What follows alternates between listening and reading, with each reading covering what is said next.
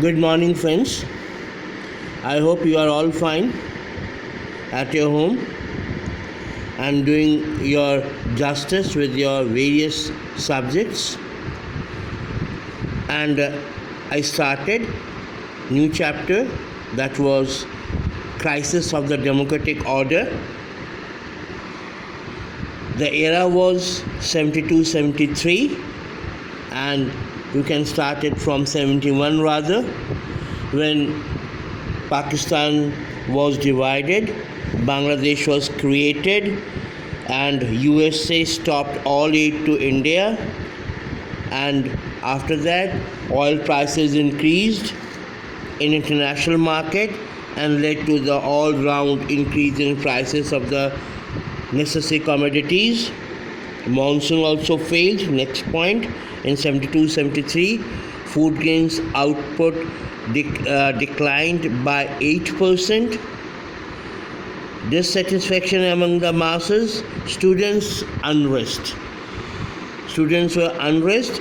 Popular protest against the government. In January 1974, students in Gujarat also were agitating against the rising prices. Corruption was rampant in high order and high offices. In March 1974, students in Bihar started agitation against rising prices, which I told you just now, food shortages, unemployment, corruption. It means these were the main points of the defeat of Congress government and Mrs. Indira Gandhi. And I left you over here in 10th only.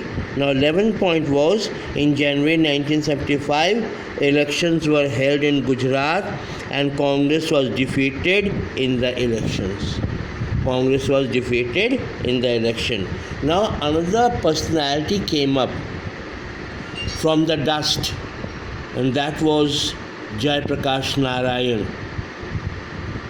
Jai Prakash Narayan led the movement and gave a call for total revolution. Total revolution. But Jai Prakash Narayan was the follower of Mr. Gandhi, and he said that my agitation will be absolutely non-violent.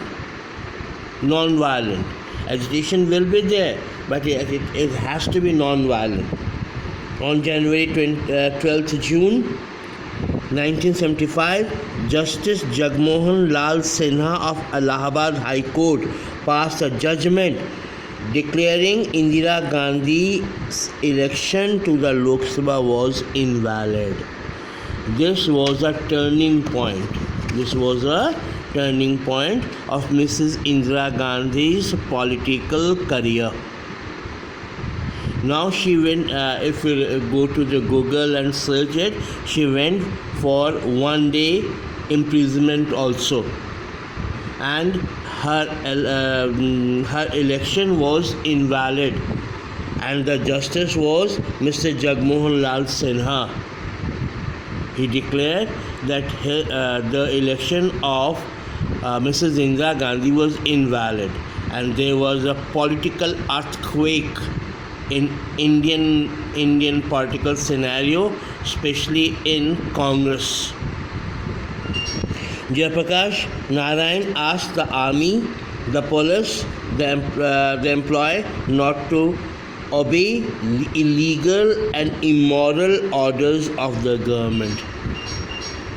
Police को कहा गया या दूसरे forces को कहा गया कि आप गवर्नमेंट की बातों को ना मानिए जो इलीगल हो. What who said? Jai Prakash Narayan said. These were the main points, right? On the night of 25th of June 1975, internal emergency was declared. The effect of internal emergency in India, still its echo in our Lok Sabha and Rajya Sabha. Still its echo. इसकी गूंज आज भी सुनाई देती है. किसकी? Internal emergency की. किसने लगाई थी? मिसेस इंदिरा गांधी ने लगाई थी. किसके लिए? अपनी सत्ता को बचाने के लिए. I gave you in Hindi also so that it should be very much crystal clear to you. Again I repeat, on the night of 25th of June 1975, internal emergency was declared by the President of India. So the complete political scenario changed after 1975. So these were the concepts. These were the concepts of 15th chapter, that was crisis of the democratic order. Now there could be a question that what was the Bihar movement? Bihar movement tha kya? What was that? I will give you the description, and tomorrow I will discuss on it. In 1974, students of Bihar came together to protest against price rising, unemployment, and food shortages.